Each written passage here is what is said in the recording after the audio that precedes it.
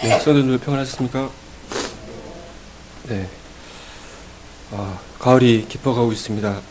요즘 하늘을 보면 정말 청량하고 또 들을 보면은 이런 곡식들이 누렇게 익어가지고 정말 보기가 좋은 것 같습니다. 근데 일교차가 또 심해가지고 감기 환자가 참 많은데 한 일주일째 지금 감기로 고생하고 있는데 오늘쯤이면 많이 좋아질 줄 알았는데 아직도 좀 증상이 있어서 말씀 전할 때 코를 훌쩍이더라도 양해해 주시면 감사하겠습니다. 저번 한글날 저희 가족들이 저희 선산에 있는 선산을 가서 거기에 아버지께서 생전에 심었던 감나무며 밤을 이렇게 따고 왔습니다. 그 과일을 이렇게 먹을 때는 아무 생각 없이 먹지만 실제로 가서 이렇게 감을 하나 따려고 해도 굉장히 힘들더라고요. 이렇게 큰 작대기로 이렇게 하나씩 떼는 것이 굉장히 힘이 드는데요. 그래서 어렵게 따가지고 와서 지금 이제 이것을 잘 익혀서 홍시를 먹으려고 놔두고 있는데요. 어쨌든 이 가을은 이제 추수의 계절이지 않습니까? 이 들판에 이런 익은 벼 나락뿐만 아니라 또 과일들이 익어가고 있는데 이런 가을이 되면 또 추수 시기가 되면 또 그 시기에 맞춰서 수확을 잘 하는 것이 또 중요한 것 같습니다. 하지만 그 추수의 시기를 놓쳐버리면 그 과일들이 상하게 되고 가치를 잃어버리게 되고 먹을 수 없게 되는 것을 보게 되면서 잘 그 씨를 뿌리고 자라게 하는 것도 중요하지만 정말 추수도 참 중요하다 하는 생각들을 해보게 되며 또 농민들의 그런 수고에 대해서 생각을 해보게 됩니다. 이런 누렇게 익은 벼들을 보게 되면 복음서에서 예수님께서 말씀하셨던 그 말씀이 항상 생각이 나는 것 같습니다. 추수할 것은 많지만 일꾼이 적다. 그러므로 추수하는 주인에게 청하여 추수할 일꾼을 보내달라고 예수님께서 말씀을 하셨는데요. 우리가 1년 중에 지금 가을 시기를 보내고 있고 추수의 시기가 다다랐는데 하나님께서 보시는 이 세상의 역사도 이제 마지막 그 추수의 시기가 아닐까. 이 세상이 마지막에 가깝다 우리가 분별하고 있는데 지금 우리가 살고 있는 시대가 바로 이런 마지막 추수의 시기가 아닌가 생각을 해보게 됩니다. 그러면서 이 세상에 있는 좀 영혼들을 이제 거둬들여야 되는데 이 수많은 영혼들을 거둬들이기 위해서 좀 일꾼들이 너무 부족하다. 안타까운 마음이 우리 주인 대신 주님께 있겠다는 생각을 해보게 됩니다. 또 마침 저희 교회에서 또 이제 정말 추수하는 행사 녹음 집회를 꼭 갖게 되는데요. 녹음 집회를 준비하면서 오늘 이 시간에 우리가 어떠한 자세로 준비할 것인가를 생각해보는 말씀을 준비해 보았습니다. 여기가 이스라엘에 있는 바다인데요. 뭐가 잔뜩 이렇게 하얗게 보입니까? 네, 소금 같아 보이죠? 무슨 바다겠습니까? 네, 사해바다를 혹시 가보신 분도 있고 또 TV나 사진을 통해서 이렇게 보셨을 텐데요. 사해바다에 이렇게 주변을 보시면 막 푸스풀이 오그러져 있고 과일들이 막 자라고 있는 그런 풍성한 지역입니까? 아니면 여기 보시는 것처럼 이렇게 황량한 지역입니까? 이렇게 모래만 잔뜩 있는 정말 사람이 살 수 없는 그런 황량한 지역이죠. 그래서 이렇게 인공위성 사진을 보게 되면 사해바다 주변으로 서로 황무 지대만을 보여주고 있습니다. 기사를 봤더니 이 사해바다가 죽어가고 있다 하는 기사를 보았어요.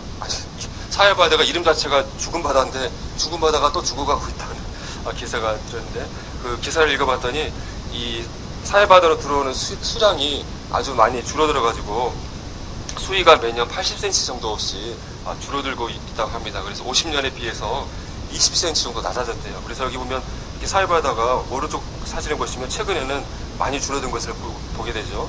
그래서 사해바다가 또 죽어가고 있다는 기사를 보았었습니다. 어쨌든 이 사해바다를 보았을 때 이 황량한 지역에 사람이 도무지 살 수 없는 곳이란 것을 누구나 보면 알 수 있습니다. 하지만 이 사해바다 인근에서 아주 놀라운 사건들이 있었던 것을 우리에게 말씀해주고 있는데요. 사회자님께서 말씀하셨듯이 오늘 이 시간에는 이 사해바다에서 살았던 사람들의 이야기, 소돔과 고모라, 또 그 성에서 살았던 롯에 대해서 살펴보면서 이를 통해서 우리가 교훈을 얻게 되기를 원합니다.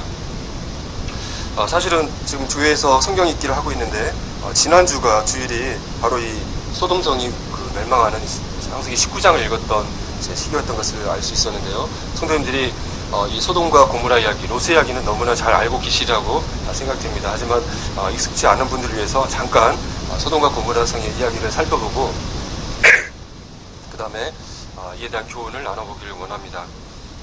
롯을 하면은 꼭 떠오르는 인물이 바로 아브라함이죠. 하나님께서 갈대아 우르에 살고 있었던 아브라함을 부르셔서 가나안 땅으로 가게 하셨는데, 그때에 아브라함의 조카였던 롯도 아브라함과 함께 가나안으로 떠났다고 성경은 우리에게 말씀해주고 있습니다. 이 롯의 아버지가 하란인데 아브라함의 동생입니다. 그런데 이 하란이 일찍 죽게 되었고, 갈대아 우르에서 그 하란이 죽게 되었고, 아브라함이 이 롯을 아마 자식과 같이 이렇게 돌보고 같이 동행을 했던 것 같습니다. 그래서 롯이 아브라함과 함께 이 갈대아 우르에서 하란을 거쳐서 이제 가나안 땅으로 이동을 하게 되었습니다. 그런데 이 가나안 땅에서 아브라함과 또 롯이 이렇게 생활을 했을 때 그들의 이 가축이 너무나 많이 늘어나게 되면서 이 목동들 가운데 다툼이 있게 되었습니다. 그렇게 했을 때 아브라함이 이걸 어떻게 하면 좋을까 심사숙고한 끝에 롯에게 자신이 가고 싶은 곳을 선택하라고 이야기를 하는 장면이 창세기 13장에 나오게 됩니다. 창세기 13장에 보면 아브라함이 롯에게 네가 갈 곳을 선택하라고 했을 때 롯이 눈을 들어서 주변을 살펴보았다고 기록하고 있습니다. 그래서 눈을 들어서 요단 지역을 바라보았다. 그러니까 지금 요단강과 사해 그쪽을 바라보았다고 하는 것이죠.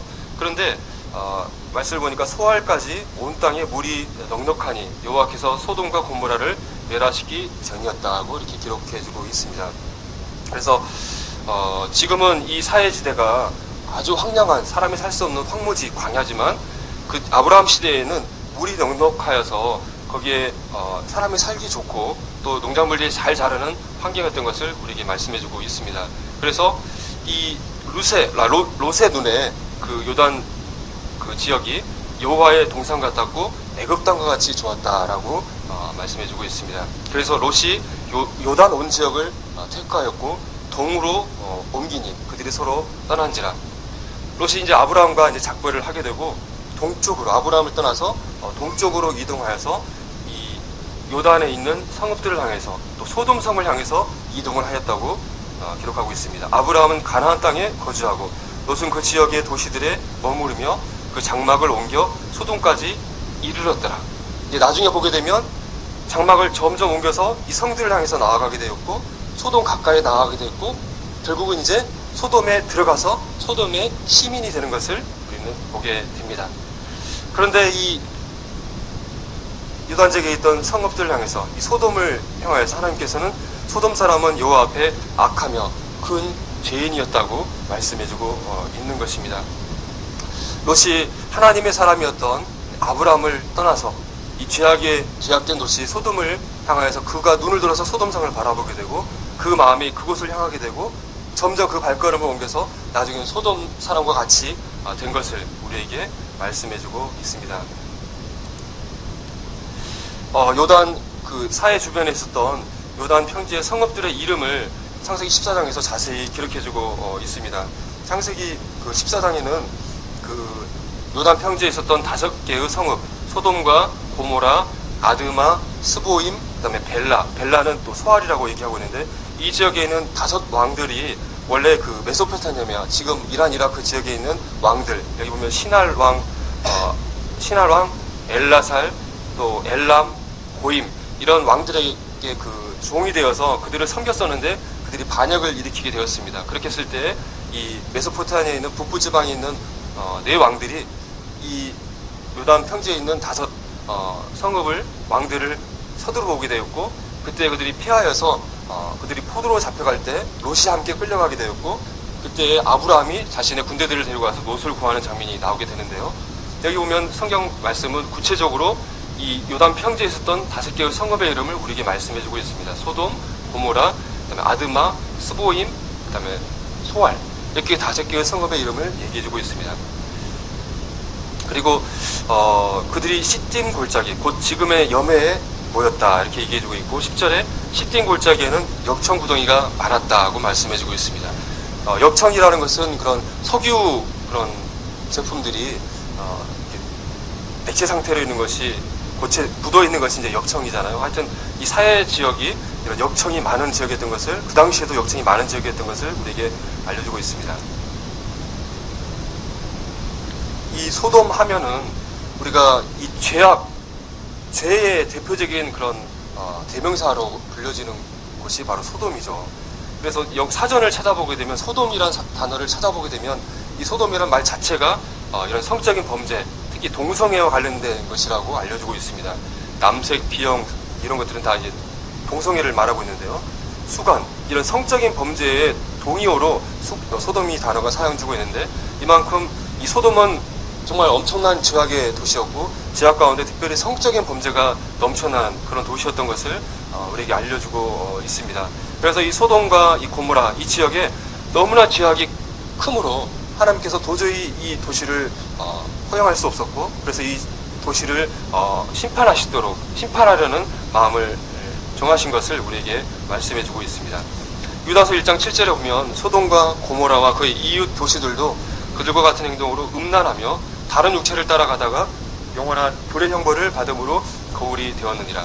그들이 정말 많은, 정말 죄악의 도시였는데 그들 가운데 특별히 성적인 범죄, 그들이 음란하여서 다른 육체를 따라가다가 하나님께서 정하신 남자와 여자가 가정을 이루고 거기에서 정상적인 그런 관계를 가져야 되는데, 그런 것들을 하나님이 정하신 그런 법칙들을 어기고 다른 육체를 따라가다가 하나님께서 그들을 심판하였다고 우리에게 말씀해주고 있습니다. 하나님께서 이 소돔과 고모라를 심판하러 가시기 전에 하나님께서 두 명의 천사와 하나님께서 이 아브라함을 만난 장면이 창세기 18장에 나와 기록이 되어 있습니다. 잘 아시는 말씀이죠. 이 당시에 아브라함이 그 마므레의 상수리 나무에 거하고 있었는데, 그때 세 사람이 지나가는 것을 아브라함이 보게 되었습니다. 거기는 두 명의 천사와 한 분은 하나님 자신이었는데요. 그 아브라함이 그들을 바라보고 그들을 영접하여서 그들에게 음식을 대접하게 됩니다. 이 말씀을 보게 되면 또 사라에게 1년 후에 아들이 있을 것을 또 말씀해주는 장면이 나오게 되는데요. 이제 두 천사가 소돔과 고모라를 향해서 떠났을 때 하나님께서 아브라함에게 장차 이 소돔과 고모라를 심판할 것을 아브라함에게 알려주게 됩니다. 그때 아브라함이 그 소돔성에 거하고 있는 자신의 조카 롯을 생각하면서 하나님께 의인이 50명이 있으면 그 성을 멸하시겠습니까? 또 시작해가지고 50명, 45명, 40명 이렇게 해서 10명까지 숫자를 하나님께 말씀하죠. 그래서 거기서 의인을 10명이 있다 한다면 그 성을 멸하지 말아주십시오라고 강구했을 때 하나님께서 10명을 찾게 된다면 내 성을 멸하지 않겠다 하나님께서 약속하는 장면이 18장에 나와 있습니다. 그래서 이 헤브론에 아브라함이 거하고 있었는데 천사들이 이제 이곳을 떠나서 이 사해 남부 지역에 있는 소돔 성으로 이동을 하였을 것입니다. 소돔 성에 저녁 때쯤에 두 천사가 도착을 하게 되었는데요. 그때 마침 롯이 소돔 성문에 앉아 있다가 그들을 보고 일어나 그들을 영접하고 절을 하였습니다. 이 고대 사회에 성문에 앉아 있다고 하는 것은 그 도시에 상당히 유력한 사람, 그 도시의 관리들이 거기 앉아 있고 거기서 중요한 재판을 한다거나 어떤 중요한 거래가 일어나는 장소가 성문이라고 합니다. 그래서 이 롯은 소돔성에서 상당히 이제 어느 정도 유력한 자가 되어서 성문에 앉아 있는 위치까지 올라오게 된 것 같습니다. 그래서 이 두 명의 천사를 영접하고 그들을 자신의 집으로 초대하게 됩니다. 거기서 그들에게 식사를 대접하게 되는데요. 그런데 이 소돔 사람들이 이 두 명의 천사가 온 것을 알고는 말씀해 보니까 그들이 눕기 전에 식사를 하고 잠들 시간이 되는데 그 성 사람, 곧 소돔 사람 백성들이 노소를 막론하고 원근에서 다 모여 그 집을 에워싸고, 여기 보니까 소돔 사람들이 이렇게 모여들었는데 어린 자나 나이 든 사람이나 모든 사람들이 또 원근에서 가까이 있는 사람이나 멀리 있는 사람이나 모든 소돔에 있는 모든 사람들이 이 집을 에워쌌습니다. 그러면서 롯을 부르고 그에게 이르되 오늘 밤에 내게 온 사람들이 어디 있느냐 이끌어내라 우리가 그들을 상관하리라. 그러면서 롯에게 그 사람들을 자기들 앞에 이끌어내기를 요구하고 있습니다. 우리가 그들을 상관하겠다고 이야기하고 있습니다. 여기서 상관하겠다는 말뜻은 성적인 관계를 갖는다는 의미를 갖고 있다고 합니다. 영어 표현을 보게 되면 더 구체적인 뜻이 나와 있는데요. 바로 이 남자의 모습을 하고 있는 천사들을 밖으로 끌어내가지고 그들이 성적으로 해로운 짓을 하겠다라는 의미를 갖고 있습니다. 이 도시가 얼마나 타락하였는지를 정말 알아볼 수 있는 장면인 것 같습니다. 참 고대 사회는 외부에서 손님이 오게 되면 그 손님을 잘 극진히 대접하고 또 재우는 것이 일반적인 통례인데, 이 도시 사람들은 외부 온 사람들을 대접하기는커녕 그들을 괴롭히고 특히 이렇게 성적인 해로운 행동을 하려고 하는 것을 보게 되면서 이 소돔성 사람들이 얼마나 타락한 사람들인지를 우리에게 생생하게 보여주고 있는 것 같습니다. 롯은 이 두 손님이 어떤 사람인지 어떤 천사인지를 모른 가운데 그가 밖에 나가서 소돔산을 향해서 이렇게 외치게 됩니다. 17절에 이르되 청하노니 내 형제들아 이런 악을 행하지 말라. 롯이 소돔 사람들 향해서 내 형제들아 라고 이렇게 표현하는 것이 참 인상적인 것 같습니다. 또 10절에 그 사람들이 7절에 이렇게 이 악을 행하지 말라. 그리고 나에게 남자를 가까이 하지 않은 딸들이 있는데 차라리 이 딸들 너에게 줄 테니까 이 사람들을 가만히 두어라고 이렇게 얘기하게 됩니다. 하지만 이 소돔성의 사람들이 오히려 더 그 화를 내고 네가 이 외부에서 들어와가지고 오히려 우리의 법관이 되려 하느냐 하면서 오히려 우리가 이제 너를 더 해쳐야 되겠다 하면서 더 성나서 그다음에 문을 부수려 했다고 말씀에 기록이 되어 있습니다. 사태가 심각한 것을 알게 돼서 이 천사들이 손을 내밀어서 롯을 집 안으로 끌어들이고 문을 닫은 다음에 그들의 눈을 어둡게 했을 때 그들이 문을 찾지 못하고 헤매었다고 말씀해 주고 있습니다. 천사가 이제 롯에게 자신들이 어떤 존재사들인지 무슨 목적으로 이 성을 방문했는지를 얘기해 주는 것이죠. 12절에 그 사람들이 롯에게 이르되 이 외에 내게 속한 자가 또 있느냐, 내 사이나 자녀나 성중에 내게 속한 자들을 다 성 밖으로 이끌어내라. 그들에 대한 부르짖음이 여호와 앞에 크므로 여호와께서 이곳을 멸하시려고 우리를 보내셨나니 우리가 멸하리라. 그래서 천사들이 자신들이 이 성을 방문한 목적이 하나님이 이 성이 너무나 죄악이 심함으로 이 성을 멸하기 위해서 우리를 보낸 것이다. 그렇기 때문에 이 성 안에 너에게 속한 자가 있다고 한다면 그들을 너와 함께 빨리 성 밖으로 이끌어내라고 얘기하고 있습니다. 너의 사이나 자녀나 성 가운데 너에게 속한 자가 있다 한다면 성 밖으로 이끌어내라. 그래서 이 지금 한밤중에 일어나는 이야기잖아요. 그래서 롯이 아마 서둘러서 이 딸들과 결혼한 사이들에게 찾아갔습니다. 이 그림은 아마 그것을 표현한 그림 같은데요. 그 사이들에게 여호와께서 이 성을 멸하실 터이니 너희는 일어나 이곳에서 떠나라. 긴급하게 곧 이 성이 멸망한다. 빨리 일어나서 이 성을 나와 함께 떠나자 라고 이야기를 했던 것이죠.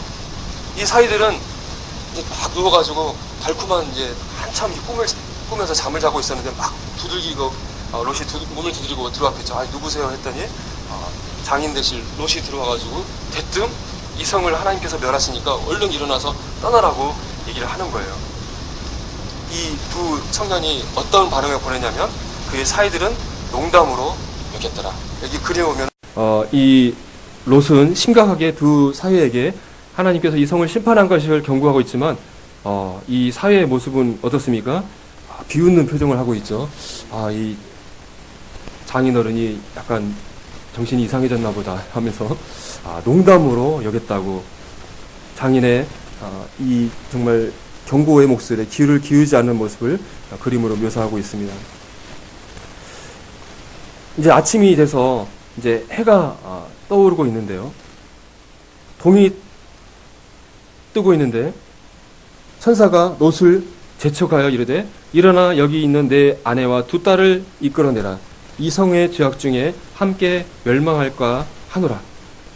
이제 천사가 롯과 롯의 가족들을 이제 재촉하고 있습니다. 어서 빨리 이 성을 떠나라. 너희가 이 성에 머무른다면 이 성의 죄악 중에 너희들이 멸망할 것이다. 근데 16절에 보면은 롯이 어떤 반응을 보이고 있습니까? 그러나 롯이 지체하매 천사들은 빨리 이 롯의 가족들을 성 밖으로 이끌어내고 이제 성을 이제 심판을 이제 멸망을 시켜야 되는데 롯이 미적미적 지체하고 있었다고 하는 것입니다. 그래서 이 천사들이 이제 답답한 나머지 그 사람들이 롯의 손과 그 아내의 손과 두 딸의 손을 붙잡아 인도하여 안 나가려고 하니까 롯의 손을 잡고 막 이끌어가지고 빨리 성 밖으로 이끌어내는 장면이 그림에도 묘사가 되어 있습니다. 그들을 성 밖에 두니 여호와께서 그에게 자비를 더하심이었더라. 이런 태도들을 볼 때 롯이 지금 이 소돔 성을 향한 이 마음이 어떠한지를 잘 보여주고 있는 것 같습니다. 자, 지금까지 이 소돔 성에서 얼마나 참 부유하고 또 넉넉하고 편안하게 살았는가. 또 이 소돔 성에 자신이 쌓아온 그런 부나 이런 사회적인 지위, 이런 모든 것들을 놓고 떠나기가 차마 발걸음이 떨어지지 않았던 것 같습니다. 그가 지체했을 때 어쩔 수 없이 천사들이 손을 이끌고 그를 성 밖으로 이끌어내야 되는 상황인 것을 보게 됩니다. 이 천사들은 빨리 너희들이 뒤도 돌아보지 말고 들에도 머물지 말고 산으로 도망하라고 이렇게 말을 하였는데 롯은 산까지 가다가 자신이 함께 멸망을 당할 염려가 있겠다고 싶어서 부탁을 하기를 바로 가까운 이 소알이라는 성으로 가게 해주십시오라고 부탁을 하게 됩니다. 그래서 천사가 그걸 허락하게 되었고 롯의 가족이 이제 소알성에 들어가게 될 때 이제 해가 떠오르게 되었고 이때 하늘 곧 여호와께로부터 유황과 불을 소돔과 고모라에 비같이 내리셨다고 기록하고 있습니다. 그래서 그 성들과 온 들과 성에 거주하는 모든 백성과 땅에 난 것들을 다 엎어 멀으셨다. 또 롯의 아내는 이 와중에도 뒤를 돌아보다가 소금 기둥이 되었다고 말씀해주고 있습니다. 하늘에서 유황과 불이 비같이 소돔과 고모라에 내렸다. 그리고 성들과 들과 또 성에 거주하는 모든 백성과 땅에 있는 것들이 다 엎어져 멸망하였다고 말씀해주고 있습니다. 이것이 이제 소돔과 고모라의 그런 이야기 간략한 줄거리가 되겠습니다. 하나님께서는 이게 세세하게 소돔과 고모라 성에서 일어났던 롯의 이야기를 우리에게 들려주고 있습니다. 하나님께서 이 성경 말씀에 이 이야기를 자세하게 우리에게 기록한 목적이 있다고 생각됩니다. 우리가 이 말씀을 통해서 교훈을 얻길 원하시는 것이죠. 이 소돔과 고모라 성이 정말 일어난 일인지 우리가 먼저 한번 생각해 보기를 원합니다. 소돔과 고모라는 성경 말씀에도 나온 대로 시딘 골짜기, 이 사해 주변에 위치하고 있을 것입니다. 이 소돔 고모라의 이야기가 지금 하나님이 죄악된 세상을 심판한다는 강력한 경고의 말씀임에도 불구하고 세상 사람들은 이 소돔과 고모라의 이야기를 그냥 지어낸 이야기, 호구의 사실로 받아들이고 있습니다. 정말 이 소돔과 고모라 이야기, 어느 날 갑자기 하늘에서 불과 유황이 떨어져서 그 성이 멸망했던 이 이야기가 성도들인 우리들도 사실은 쉽게 받아들이기는 어려운 것이 사실인 것 같습니다. 정말 소돔과 고모라 성이 역사적으로 존재하였는가? 그리고 성경 이외에 다른 어떤 소돔과 고모라 성이 있었다는 증거가 있을까요? 그리고 이 황량한 사해 지역에 물이 흐르는 초원인 적이 있었을까요? 또 하늘에서 이게 내리는 불의 재앙이 과연 가능할까요? 또 소돔과 고모라 성이 정말 존재했다고 한다면 이것들이 발굴된 적이 있었을까요? 이런 의문들이 드는 것 같습니다. 성경 말씀은 이 창세기 말씀 이외에도 여러 곳에서 소돔과 고모라의 사건을 말씀하시면서 하나님의 심판의 예로 분명하게 말씀하고 계십니다. 예수님도 말씀하셨고 베드로서 또 유다서에도 소돔과 고모라 성의 이야기가 분명하게 기록됨으로써 소돔과 고모라는 단순한 지어낸 이야기, 허구의 이야기가 아니라 분명한 사실임을 우리에게 말씀해주고 있습니다. 그런데 소돔과 고모라가 있었다는 것을 성경의 다른 곳에서는 발견할 수 없기 때문에 비판자들은 이것은 다 지어낸 성경 속의 허구라고 비판을 하였습니다. 그런데 놀라운 발견이 있었는데요. 지금 시리아의 고대 도시인 에볼라라는 그 유적지에서 수많은 점토판, 글이 새겨진 점토판이 발굴이 되어졌습니다. 그런데 이 점토판에 그 당시에 생생한 이야기들이 기록되어져 있는데 거기에 보면은 여러 도시들과 곡물 거래한 영수증들이 기록이 되어져 있습니다. 그런데 놀랍게도 거기에 성경에 기록되어진 소돔과 고모라, 아드마, 스보임, 소알의 도시가 이름이 새겨진 돌판이 발견되었다고 하는 것입니다. 성경 이외의 기록을 통해서 소돔과 고모라는 정말 실제로 존재한 장소였던 것을 우리에게 알려주고 있다고 하는 것입니다. 또 소돔과 고모라 성이 정말 존재했다면 그 유적이 있을 텐데 그것이 발견됐을까요? 여기 보면은 소돔과 고모라 성을 찾았다는 기사가 이렇게 떴었는데요. 이 소돔과 고모라 성으로 추정되어지는 유적지가 계속적으로 발굴이 되어지고 있었는데요. 최초에 그런 발견을 했다고 얘기했던 사람은 이스라엘의 역사가 요세푸스가 소돔과 고모라 성을 목격했었다는 기록이 있었다고 합니다. 또 최근에는 1924년도에 올브라이트라는 고고학자가 바드 에드드라라는 그런 유적지가 있었는데, 성벽으로 둘러싸인 유적지가 있었는데 이곳이 소돔성인 것 같다라고 얘기를 했다고 합니다. 그 후에 여러 고고학자들에 의해서 그 주변에는 4개의 그런 전부 5개의 도시가 이렇게 발굴이 되었었는데요. 여기에서 엄청난 양의 질그릇과 부싯돌 같은 것이 발견이 됐었고요. 또 놀라운 것은 이 도시가 어느 날 갑자기 불에 의해서 멸망한 것을 알 수 있었는데, 이 도시를 두껍게 덮고 있는 두꺼운 재와 숯을 발굴할 수 있었고, 또 갑자기 그런 것들을 봤을 때 불에 의해서 도시가 멸망했다는 것으로 결론을 내렸다고 합니다. 이 묘지가 있었는데 이 묘지를 덮고 있는 그 지붕에 집중적으로 위로부터 불에 탄 흔적들을 확인할 수 있었다고 합니다. 또 이런 묘지들을 통해서 추정되는 인구는 그 당시에 상당히 많은 사람들이 살았던 것을 추정할 수 있었고, 또 거기서 많은 씨앗들이 발견되었는데 다양한 실물들이 있었던 것을 알 수 있었고, 그를 통해서 이 지역에 많은 그런 농작물들이 자라고 있었고, 또 관계 시설이 발달했을 것을 알 수가 있었다고 합니다. 이런 것들을 통해서 이 고고학적인 발굴을 통해서 소돔과 고모라 성이 확인이 되었다고 하는 것입니다.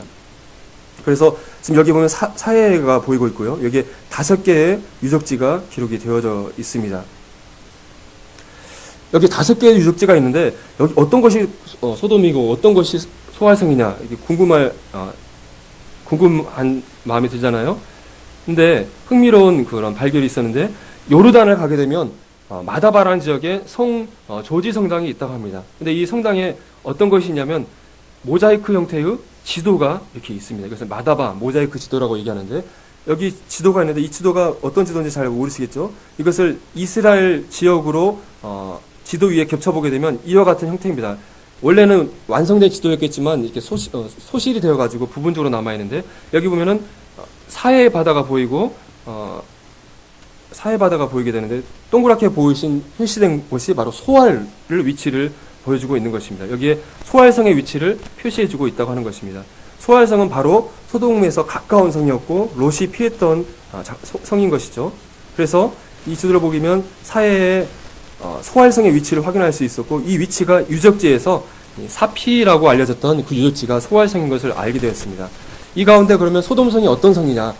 이 5개의 성읍 가운데 가장 크고 유력한 도시가 소돔성이었기 때문에 고고학자들은 이 유적지 가운데 가장 큰 유적지였던 밧 에드드라라는 곳이 바로 소돔성이라고 추정을 했고, 소돔과 고모라가 인접했기 때문에 그 밑에 유적지가 고모라라고 생각을 했고, 그 밑에 소알성, 아드마, 스보임 이런 식으로 추정을 하게 되었습니다. 그래서 소돔성의 유적을 보게 되면 이게 성벽을 보여주고 있는데, 성벽의 두께가 6에서 7m 정도 엄청난 두께를 가지고 있는 성벽을 발견할 수 있었고, 또 성벽에 또 성문을 확인할 수 있었고, 거기에 성벽에 탑들이 있었는데 아마 이곳에 롯이 앉아가지고 천사들을 맞이했을 것이라고 고고학자들이 얘기를 했습니다. 이 소돔을 덮고 있는 두꺼운 잿가루를 보여주고 있고, 이 잿가루가 있다는 것은 이 성이 화재에 의해서 불탔고 이 재가 남아있다는 것을 우리에게 알려주고 있다고 합니다. 또 이 소돔에 이런 그 묘지들이 있는데, 이 묘지를 보게 되면 그 묘지가 위에서부터 불탄 흔적들, 그래서 이렇게 돌들이 그을려 있는 것들을 볼 수가 있다고 합니다. 그리고 이 묘지에 보면은 이런 많은 사람들의 그 뼈들이 있고, 이런 걸 통해서 많은 인구들이 살았던 것을 알 수 있고, 거기에 이런 그릇들이 있고, 거기에 곡물들을 발견할 수 있었고, 이런 것들을 통해서 여기에 많은 사람들이 살았고 많은 곡식들이 자라고 있었다는 것을 확인할 수 있었다고 합니다. 그래서 소돔과 고모라가 이런 유적들을 통해서 고고학자들의 발굴을 통해서 이렇게 확인되었다는 것을 말씀드릴 수 있고요. 그 다음에 정말 이 하늘에서 유황과 불이 어떻게 빛처럼 내릴 수 있을까? 하나님께서 이런 초자연적인 방법을 통해서 심판을 행하실 수 있겠지만, 또 학자들이 이 지역을 연구해 봤을 때 또 하나님께서 이런 것들을 통해서 심판을 하실 수 있다고 추정하는 것들이 있습니다. 이 사해 지역을 보게 되면 이 사해에 보면 빨간 선으로 표시된 이 지역을 기준으로 두 개의 판이 충돌하는 위치라고 합니다. 그래서 이 지역, 사해 지역에서 지진이 잦는다고 하는데요. 그래서 이 두 개의 판이 만나는 곳에 소돔과 고모라 성이 위치하고 있었다고 하는 것이죠. 그래서 이 지역은 자주 지진이 일어날 수 있는 장소다.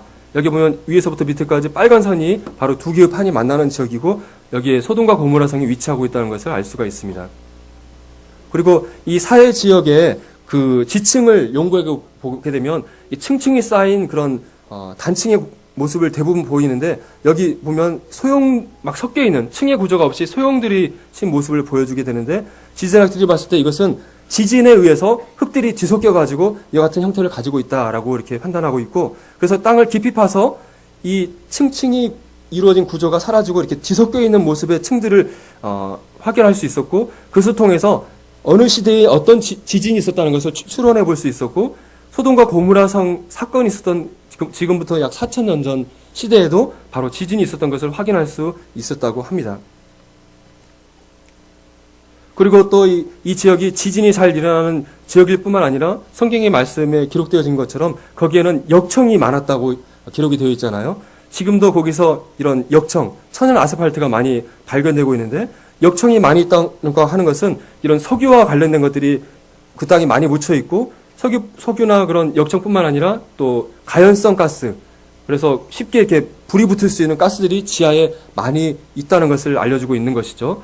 또 그래서 요르단에서 도로 공사를 하는 과정에서 지하에 있었던 메탄가스가 폭발하는 사건이 실제로 일어났었다고 합니다.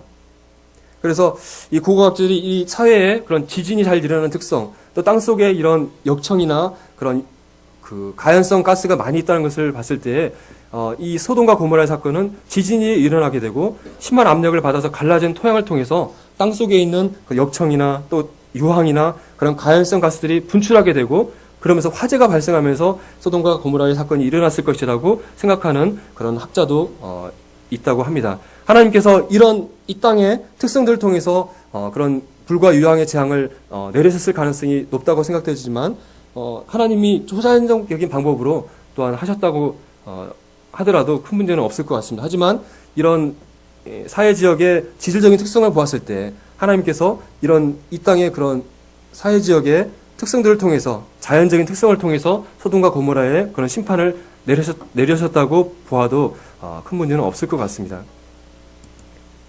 여기 보면 사회 지역의 이런 천연 아스팔트, 역청 성분을 볼 수가 있고요.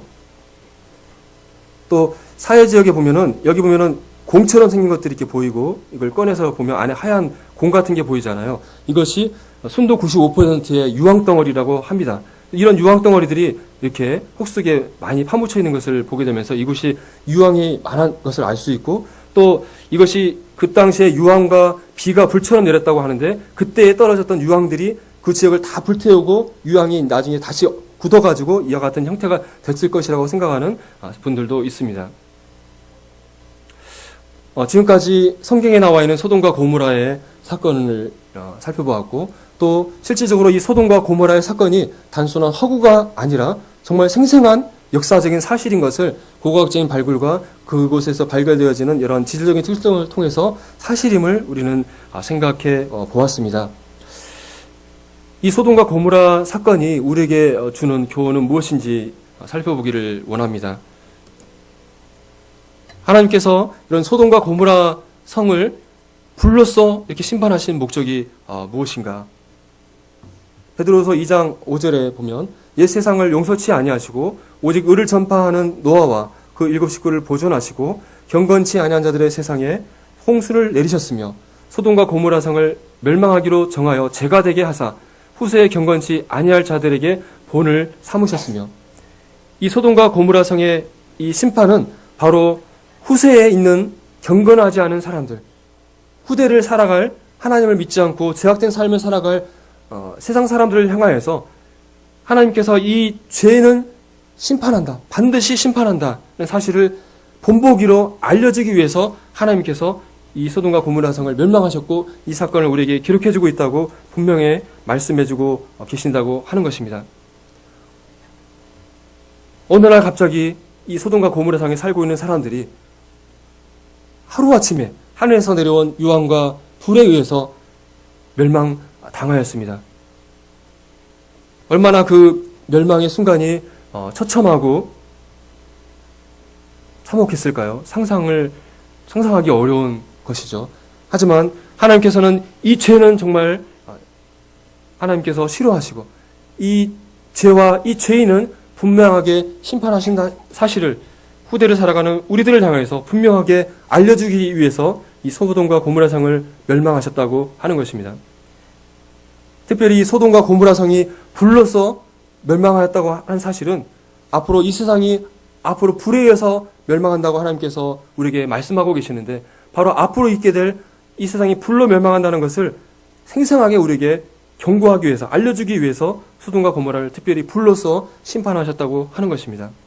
또 한 가지 사실은 이 타락한 죄악된 도시에 살고 있었던 롯은 비록 그가 소돔성에 거하는 사람이었고 소돔성에 그의 마음이 가 있던 사람이었지만 그는 의로운 사람이었다고 분명하게 우리에게 말씀해주고 있습니다. 그가 무법한 자들의 음란한 행실로 말미암아 고통을 당하고 있었다. 그가 롯이 비록 소돔성에 살고 있었지만 소돔 사람들의 음란한 행위로 말미암아 고통을 당하였다. 그가 8절에 보니까 이는 의인이 그들 중에 거하여 날마다 저 불법한 행실을 보고 두려움으로 그 의로운 심령이 상함이라. 그가 소돔성에 거하면서 그가 그들의 소돔 사람들의 불법한 행실을 보고 듣고 했을 때 그의 의로운 심령이 상하였다고 우리에게 말씀해주고 있습니다. 9절에 주께서는 경건한 자는 시험에서 건지실 줄을 아시고 불의한 자는 형벌 아래 두어 심판 날까지 지키시며 이 또 소돔과 고모라 성의 또 교훈은 하나님께서는 죄인은 철저하게 심판하시지만 그곳에 거하는 의인은 하나님께서 확실하게 구원하시고 건지신다는 사실을 우리에게 보여주시면서 이 마지막 시대를 살고 있는 성도들을 향해서 우리가 이 세상의 이 심판 가운데서 건짐을 받을 것을 생생하게 우리에게 알려주고 계시다고 하는 것입니다. 이 소돔과 고모라 성의 이야기를 생각해 보게 되면서 이 소돔과 고모라 성, 이 죄악된 도시가 다름 아닌 바로 우리가 살고 있는 이 세상이라고 생각을 해보게 됩니다. 우리가 살고 있는 하나님의 시간표 가운데 이 마지막에 놓여있는 이 세상이야말로 바로 하나님의 심판에 임박하여서 심판을 받았던 소돔과 고모라 성과 바로 같다라는 생각을 해보게 됩니다. 이 소돔과 고모라 성이 너무나 타락하고 너무나 죄악이 넘쳐났기 때문에 하나님이 이것을 더 이상 놔둘 수가 없어서 심판할 수밖에 없었는데 우리가 살고 있는 이 세상이 바로 소돔과 고모라 같은 상황 가운데 처해 있다고 하는 것입니다. 소돔 사람들의 그 죄악을 에스겔서 16장에서는 그들이 너무나 물질적으로 풍요한 가운데 있었고 그들이 태평한 가운데 있었고 그래서 그들이 교만함에 빠졌다고 말씀해주고 있습니다. 바로 우리가 살고 있는 시대가 그렇지 않습니까? 물질적인 풍요 가운데서 평안한 가운데서 우리들의 세상 사람들의 마음이 하나님 앞에 교만해져 있습니다. 소돔과 고모라의 넘쳐나는 죄악 그리고 특별히 여러 죄악 가운데 성적인 범죄, 동성애가 이 성이 심판받는 결정적인 원인이 되었다고 말씀해주고 있습니다. 우리가 뉴스를 통해서 우리가 속해 있는 우리나라뿐만 아니라 세계 각국이 여러 죄악 가운데 특별히 동성애를 향해서 나아가는 것을 볼 때 참 마음속에 두려움을 느끼게 되는 것 같습니다. 뉴스를 통해서 미국의 여러 주들이 점점 동성애를 합법화하는 법이 통과되고 있다. 이런 기사들을 보게 되고요. 또 우리나라도 어떻습니까? 여러 뉴스를 통해서 예능 프로그램이나 그런 걸 통해서 이 동성애를 막 미화하고 조장하는 그런 많은 내용물들이 넘쳐나는 것을 보게 됩니다. 이런 것들은 우리가 살고 있는 이 세상이 정말 소돔과 고모라 같은 하나님 앞에 정말 심판을 받아야만 하는 그런 영적인 상태인 것을 알려주고 있다고 하는 것입니다. 이 소돔과 고모라 성들이 마음이 강팍하였고 하나님의 경고에 귀를 기울이지 않고 하나님의 그 경고의 말씀을 조롱으로 농담으로 받아들였던 것을 보게 됩니다. 롯의 사이들이 롯이 서둘러서 가서 그들을 깨워서 이 성이 곧 멸망한다. 너희들이 일어나서 이 성을 나와 함께 떠나야 된다고 경고하였음에도 불구하고 그 롯의 사위들은 이 이야기를 농담으로 여겼습니다. 어떻습니까? 바로 우리가 우리 주변에 있는 사랑하는 가족들에게 또 친구들에게 이웃들에게 하나님의 심판에 대해서 경고하고 우리가 예수 그리스도를 믿고 구원을 받아야만 됩니다. 우리가 힘을 다해서 외치더라도 그들은 이 우리들의 외침에 농담으로 여기고 조롱하지 않습니까? 이런 것들이 바로 우리가 살고 있는 이 시대가 바로 영적으로 소돔과 고모라의 시대인 것을 보게 되는 것입니다. 소돔과 고모라 성이 유황과 불로 멸망하였듯이 하나님께서는 그 당시에는 소돔과 고모라 성, 그 성만 그렇게 국지적으로 심판하셨지만 이 세상의 마지막에 심판의 날에 이 세계 전체가 하나님의 심판의 불에 멸망할 것을 하나님은 말씀을 통해서 우리에게 경고하고 있습니다. 예수님께서는 하나님의 말씀을 거부한 사람들을 향해서 거부한 도시를 향해서 심판날에 소돔과 고모라 땅이 그 성보다 견디기 쉬울 것이라고 경고하고 있습니다. 소돔과 고모라 백성들이 만약 그곳에 하나님의 사람이 가서 하나님의 말씀을 전했다고 한다면 그들이 회개하고 그들이 멸망하지 않았을 것이라고 말씀하십니다. 하지만 하나님의 사람들이 가서 하나님의 심판을 경고하고 하나님의 구원을 선포했음에도 불구하고 그것을 거부한 사람과 거부한 그 도시는 하나님의 심판이 소돔과 고모라의 땅에 임했던 심판보다 더 심하고 무서울 것이라고 경고하고 있습니다. 어떻습니까? 우리가 살고 있는 이 세대는 이 세상은 이미 하나님의 말씀을 통해서 수많은 전조자들을 통해서 하나님의 심판이 세계에 경고되어지고 있고 또 예수 그리스도를 통해서 구원의 복음이 전파되고 있지만 그것을 들었음에도 불구하고 이것을 거부하고 있는 것이 현실입니다. 앞으로 임하게 될 하나님의 이 심판은 우리가 살펴보았던 소돔과 고모라 성의 심판과 비교할 수 없는 더 무시무시한 엄한 심판이 될 것이라고 우리에게 경고하고 있는 것입니다. 또 소돔과 고모라 성의 사건을 살펴볼 때 우리가 또 교훈받아야 할 것은 소돔과 고모라 성이 살았던 사람들이 정말 죄인이었다는 그 사람들이 심판받는다는 사실 이외에도 이 성에 살았던 롯을 통해서 우리가 또 교훈을 받아야 한다고 생각됩니다.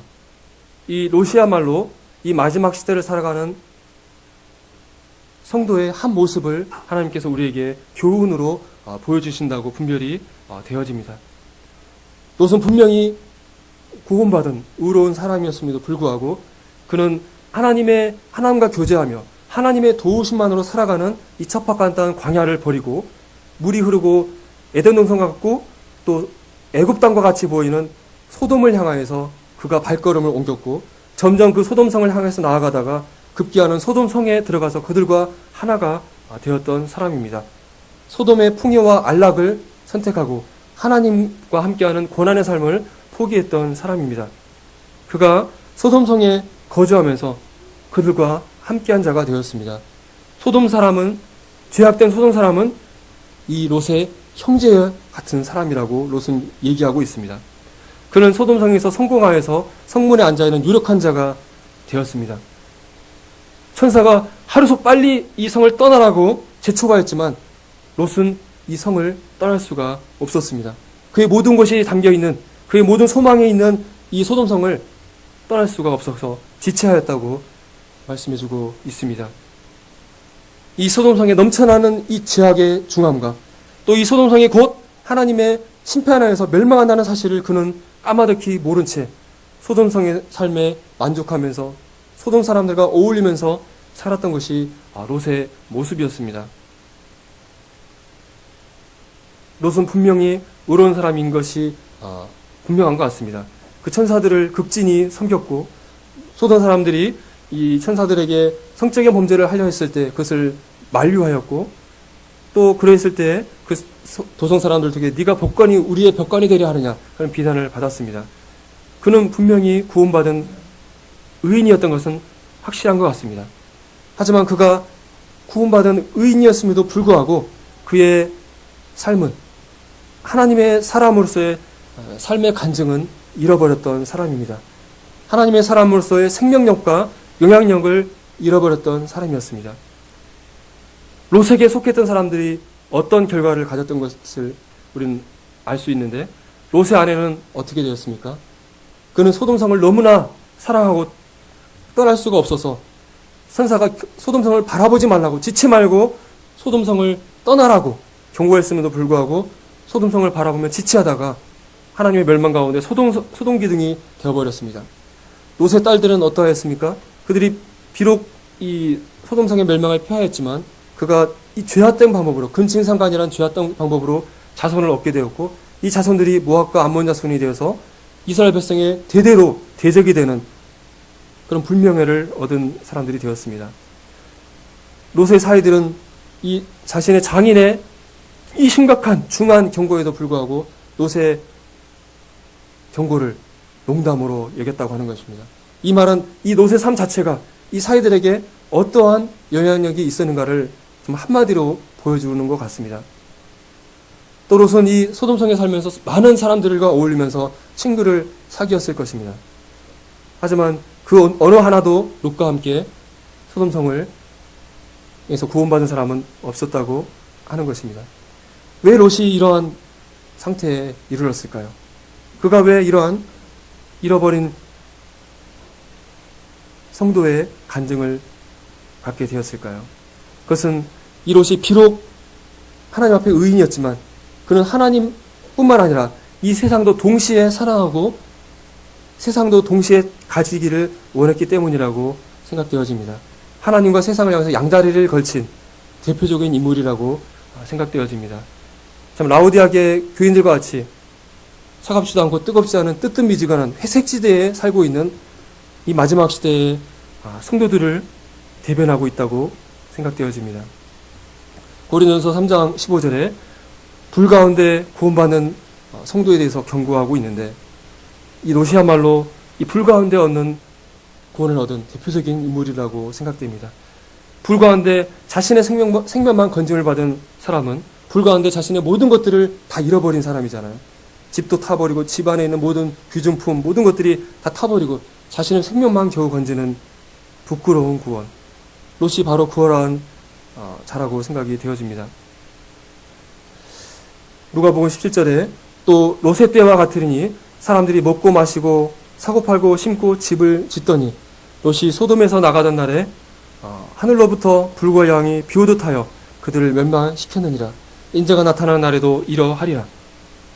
예수님께서 이제 이 땅에 오시게 되는 주님의 날, 또 이 세상 사람들에게는 심판의 날이 임박함을 우리는 알고 있습니다. 그때 사람들의 모습은 바로 롯의 때와 같다고 말씀해주고 있습니다. 사람들은 먹고 마시고 사고 팔고 집을 지으면서 하나님에게 무관심하면서 죄악 가운데 살아갈 것을 말씀해주고 있습니다. 우리가 살고 있는 이 세대가, 이 세상이 바로 롯의 때와 같은 소돔과 고모라 같은 세대인 것을 우리는 알아야 할 것입니다. 우리가 살고 있는 이 세상은 소돔과 고모라 성이 멸망하였던 것이 장차 하나님의 심판의 때에 하나님의 심판에 의해서 사라질 것임을 우리는 기억해야 할 것입니다. 예수님께서 이 롯의 때에 대해서 말씀하셨을 때 소돔과 고모라 성의 백성들이 심판받았던 것 같이 이 세상 사람들 향해서 경고하셨을 뿐만 아니라 소돔과 고모라 성에 살았던 롯에 대해서 우리가 생각하고 교훈을 받기를 원하신다고 분별합니다. 롯이 비록 그가 의인이었지만 소돔과 고모라를 사랑하여서, 세상을 사랑하여서 그가 하나님 앞에 바로 서지 못하고 하나님의 백성으로서 하나님의 말씀을 증거하며 하나님의 영향력을 끼치며 살아가는 삶을 살지 못하였던 롯을 보면서 우리는 바로 너희들은 롯과 같이 살면 되지 않는다는 사실을 알아야 된다는 교훈을 우리에게 주신다고 분별이 되어집니다. 아브라함은 여러 장소에서 하나님께 단을 쌓았지만 롯이 하나님께 단을 쌓았다는 말씀은 찾아볼 수가 없습니다. 그는 의인이었다 할지라도 하나님과 교제하는 삶, 하나님과 동행하지 않는 삶을 살았던 사람입니다. 그는 이 소돔과 고모라의 이 죄악된 것을 고통을 받았지만 그는 여전히 소돔과 고모라를 떠나지 못하고 소돔과 고모라의 편안함과 쾌락과 안락함을 즐겼던 사람입니다. 장차 이 소돔과 고모라 상에 있을 하나님의 심판에 대해서 무관심하였고 무지하였던 사람입니다. 그로 인해서 그는 소돔과 고모라 사람들에게 영향력을 잃어버린 성도의 삶을 살았던 사람입니다. 혹시 우리의 모습은, 나의 모습은 혹시 롯의 모습과 같지는 않은지 우리는 돌아봐야 할 것입니다. 마지막 말씀인데요. 창세기 19장 12절에 그 사람들이 롯에게 이르되 이외에 내게 속한 자가 또 있느냐? 내 사이나 자녀나 성중에 내게 속한 자들을 다 성 밖으로 이끌어내라. 이 심판을 할 때 천사가 롯에게 급하게 들려줬던 이야기. 내게 속한 자들을 다 성 밖으로 이끌어내라. 천사가 들려줬던 이 다급한 이 경고의 이 메시지가 바로 오늘 이 시간에 우리에게 들려지는 주님의 말씀으로 받았으면 좋을 것 같습니다. 바로 롯이 살았던 소돔과 고모라 성, 곧 이제 동이 트면 멸망하게 될 이 성이 바로 우리가 살고 있는 이 세상이라는 사실을 우리는 기억해야 할 것입니다. 그리고 천사가 롯에게 얘기했던 것이 내게 속한 자들을 성 밖으로 이끌어내라. 곧 이 세상은 멸망할 터인데 너에게 속한 자들이 있다 한다면 빨리 그들을 이끌어내서 그들이 심판받지 않도록 하여야 된다고 말씀하고 있습니다. 이제 다가오는 복음 집회가 바로 이러한 기회가 되지 않겠습니까? 우리에게 속한 자들이 누구가 있겠습니까? 우리의 가족과 우리 사랑하는 친구들, 이웃들, 정말 나에게 속한 자들 가운데 아직 여전히 하나님을 모른 채, 예수 그리스도를 모른 채 하나님의 임박한 심판을 받을 수밖에 없는 수많은 우리에게 속한 자들이 있음을 기억하고